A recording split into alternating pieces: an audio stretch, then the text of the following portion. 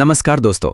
आज हम बात करने वाले हैं म्यूचुअल फंड की एक बहुत ही महत्वपूर्ण टॉपिक के बारे में, direct plan versus regular plan. ये एक ऐसा विषय है जो हर निवेशक के लिए जानना बेहद जरूरी है, क्योंकि ये आपके रिटर्न पर सीधा असर डालता है। आज मैं आपको बताऊंगा कि इन दोनों में वास्तव में कितना अंतर होता है और ये आपके जेब पर क्या प्रभाव डालता है। सबसे पहले समझते हैं कि डायरेक्ट और रेगुलर प्लान क्या होता है। दोस्तों, जब भी आप कोई म्यूचुअल फंड खरीदते हैं तो आपके पास दो विकल्प होते हैं। पहला है डायरेक्ट प्लान, यानी आप सीधे एसेट मैनेजमेंट कंपनी से फंड खरीदते हैं बिना किसी बिचौलिए के। दूसरा है रेगुलर प्लान, यानी आप किसी एजेंट, डिस्ट्रीब्यूटर या फाइनेंशियल एडवाइजर के जरिए फंड खरीदते हैं।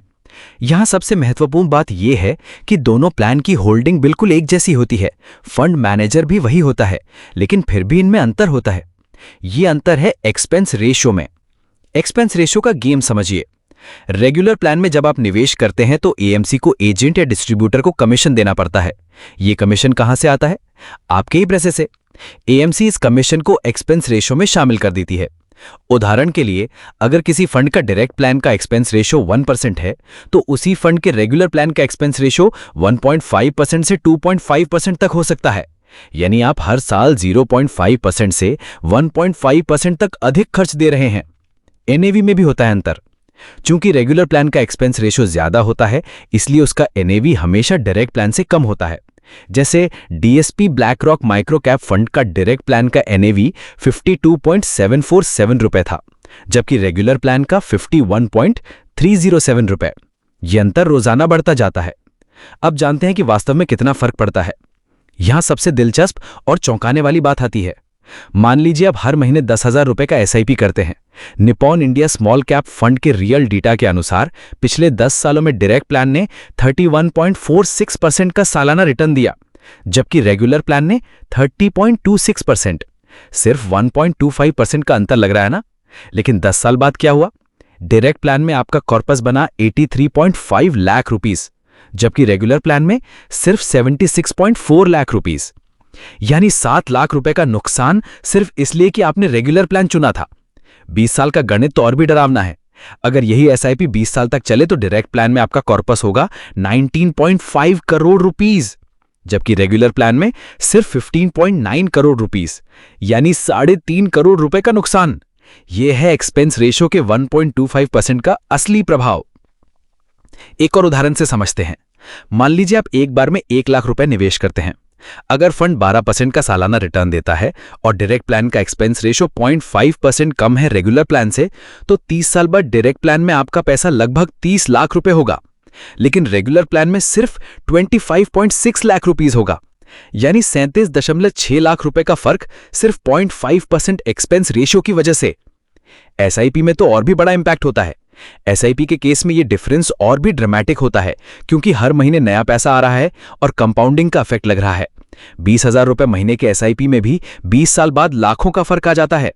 एक कैलकुलेशन के अनुसार 10 साल बाद आपका रेगुलर प्लान से निकला हुआ कमीशन आपकी वार्षिक एसआईपी अमाउंट से भी ज्यादा हो जाता है। मतलब आप एजेंट के लिए ज्यादा पैसा दे रहे हैं अपने निवेश से भी। तो फिर रेगुलर प्लान कौन लेता है और क्यों? यह एक वैलिड सवाल है। रेगुलर प्लान उन लोगों के लिए बेहतर हो सकता है जो फाइनेंशियल प्लानिंग में बिल्कुल नए हैं और गाइडेंस चाहते हैं, मार्केट की वोलेटिलिटी के दौरान इमोशनल सपोर्ट चाहते हैं, अपनी इन्वेस्टमेंट स्ट्रेटेजी रेगुलरली रिव्यू करवाना चाहते हैं, टैक्स प्लानिंग, रिटायरमेंट प्लानिंग जैसी होलिस्टिक एडवाइस चाहते हैं। लेकिन ध्यान रखिए, ये सब सुविधाएं आपको बहुत महंगी पड़ रही हैं। कई बार तो एडवाइजर के पास प्रॉपर क्वालिफिकेशन भी नहीं होती। डायरेक्ट प्लान के फायदे साफ दिखते हैं। पहला फायदा तो स्पष्ट है, कम एक्सपेंस रेशियो यानी ज्यादा रिटर्न। दूसरा फायदा है ट्रांसपेरेंसी। आप डायरेक्टली एएमसी से डील कर रहे हैं, कोई कॉन्फ्लिक्ट ऑफ इंटरेस्ट नहीं है। तीसरा फायदा है कंट्रोल। आप अपने इन्वेस्टमेंट डिसीजंस खुद ले रहे हैं। डायरेक्ट प्लान के नुकसान भी हैं। आपको खुद रिसर्च करना पड़ता है, मार्केट मूवमेंट्स को खुद हैंडल करना पड़ता है, पोर्टफोलियो रीबैलेंसिंग खुद करनी पड़ती है, कोई हैंड होल्डिंग नहीं मिलती। तो आप क्या करें? अगर आप फाइनेंशियली लिटरेट हैं, इंटरनेट कंफर्टेबल हैं और बेसिक रिसर्च कर सकते हैं, तो डायरेक्ट प्लान बेहतर है। लॉन्ग टर्म में ये आपको सिग्निफिकेंटली ज्यादा पैसा देगा। अगर आप इन्वेस्टमेंट में बिल्कुल नए हैं और गाइडेंस चाहते हैं, तो पहले कुछ समय के लिए रेगुलर प्लान ले सकते हैं, लेकिन जैसे ही कॉन्फिडेंस आ जाए डायरेक्ट प्लान में स्विच कर दें। एक और ऑप्शन है कि आप सेबी रजिस्टर्ड फी बेस्ड एडवाइजर से कंसल्टेशन लें। वो फिक्स्ड फी लेते हैं, कमीशन नहीं, इसलिए अनबायस्ड एडवाइस मिलती है। स्विचिंग भी कर सकते हैं। अच्छी बात यह है कि आप रेगुलर प्लान से डायरेक्ट प्लान में स्विच कर सकते हैं। हालांकि टेक्निकली ये रिडेम्पशन और फ्रेश परचेज होता है, लेकिन सेम डे एनएवी पे हो जाता है तो कोई लॉस नहीं होता। दोस्तों, डायरेक्ट वर्सेस रेगुलर प्लान का ये फर्क कोई छोटी बात नहीं है, ये लाखों करोड़ों रुपए का सवाल है। सिर्फ 1% से 1.5% का एक्सपेंस रेशियो का अंतर 20-30 साल में आपको करोड़ों का नुकसान दे सकता है। मेरी सलाह है कि अगर आप बेसिक रिसर्च कर सकते हैं तो डायरेक्ट प्लान चूज करें। आजकल इंटरनेट पर सारी इंफॉर्मेशन अवेलेबल है, एएमसी वेबसाइट्स यूजर फ्रेंडली हैं और बहुत से प्लेटफॉर्म्स डायरेक्ट प्लान में इन्वेस्ट करने की सुविधा देते हैं।